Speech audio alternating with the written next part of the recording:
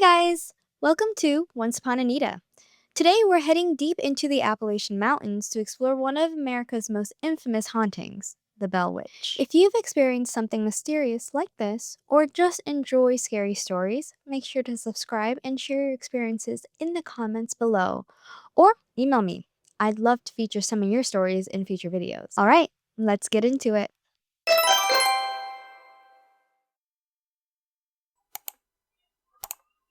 The Appalachian Mountains are ancient. I'm talking older than the Rockies, the Alps, or even the dinosaurs. And for centuries, people here have whispered the same warning.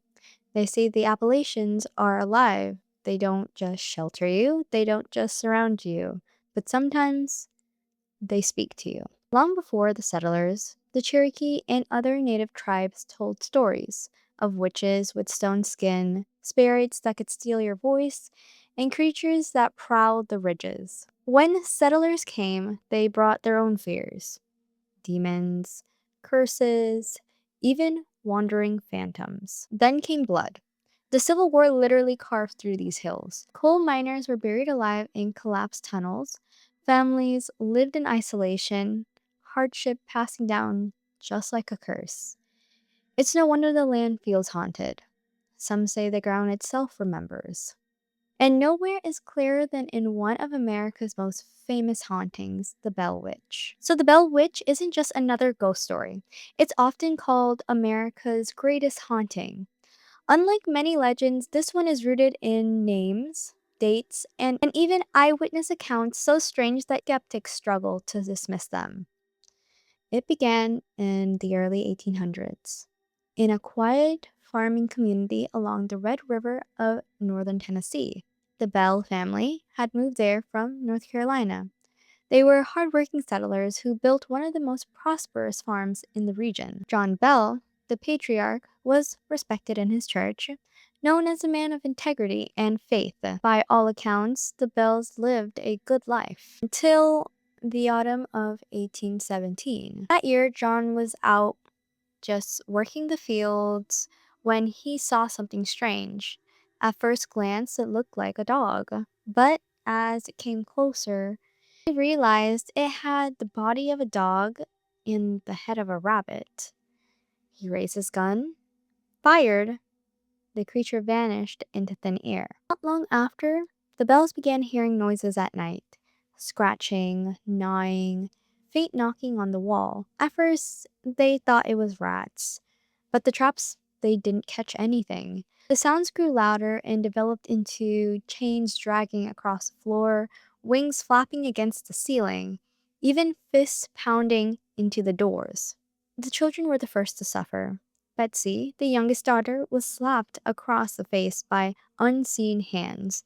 Her hair was yanked, welts left on her scalp. Later on, neighbors came to witness it themselves. Ministers visited, praying, demanding the spirits leave, but the entity only laughed, mocking them. And then it began to speak. At first, it sang hymns, then it quoted scriptures, then it mocked the family and details about their private lives, details no outsider could have known. Soon, it was gossiping about the neighbors, repeating conversations from miles away. Word spread fast.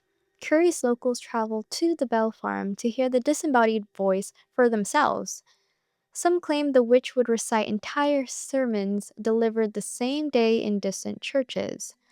Others said it imitated their own voice. For a rural community in the 1820s, this wasn't just terrifying, it was impossible to ignore. Bell Witch wasn't content with mere tricks. It had a personal vendetta against John Bell and his daughter, Betsy. For years, Betsy endured brutal torment. Every time she tried to court a young man named Joshua Gardner, the attacks grew worse: violent slaps, cruel laughter, chilling warnings that she must never marry him. Eventually, under constant assault, Betsy broke off the engagement. On December 19th, 1820, John Bell was found in bed, barely conscious. Near him was a strange vial of dark liquid. No one in the family recognized it. And then the witch's voice echoed through the room. I gave him that medicine. He's mine now. By morning, John Bell was dead. The witch laughed and sang at his funeral. To this day, his death certificate is the only recorded case in American history where officials claimed a spirit was responsible. And the story doesn't end there. The entity told the Bells it would leave for 7 years, only to return in 1828. According to surviving family records, it did. The spirit visited John Bell Jr., engaging him in long conversations about life, about death, and about prophecy. And it departed again, but some say it never left the land. Visitors to the old Bell farm and to the cave on the property still report strange encounters. Whispers in the dark, cold hands on their shoulders, shadows darting just out of sight. We believe the Bell Witch still lingers, waiting to torment anyone foolish enough to challenge her. And if the stories are true, the Bell Witch was more than a ghost. She wasn't just haunting, she was deceiving. You know, I've been thinking about the Bell's Witch story, and honestly, maybe it wasn't a ghost at all. Call me skeptic, but all the knocks and the whispers and the gossip that spread through the town, it just sounds maybe a little far-fetched. Don't hate me. I am just a little skeptical about this story. What if someone just didn't like the Bells? What if it was a neighbor or someone with a grudge was feeding them gossip, moving things around, scaring them on purpose? It would explain a lot. The haunting might have been someone just messing around with them. I mean, they did say in their story there was a lot of visitors. Maybe someone who's just jealous of them, or just, like I said, didn't like the Bells. But it definitely does make you wonder, right? Like, the idea actually aligns with a lot of what the locals say today. The mountains aren't cursed. They're beautiful, magical even, some say. But they can be dangerous if you don't respect them. You have to remember it is a forest. For example, you wouldn't wander down a dark alley in a big city. Here, the rule still applies. Don't wander off the trail in the woods. Add in wildlife or just people that don't take very kindly to strangers, you get warnings wrapped in folklore. The Bell Witch may have been a haunting, or maybe just a cautionary tale. Anyways, the Bell Witch was known for borrowing voices, for mocking the living with words that weren't hers. And maybe she just never left. Maybe she's still living on the same farm, in the same caves, just waiting. Even today, in Appalachia, people still hear their loved ones calling from the tree lines. And if the stories are true, answering actually might be the last mistake you ever make.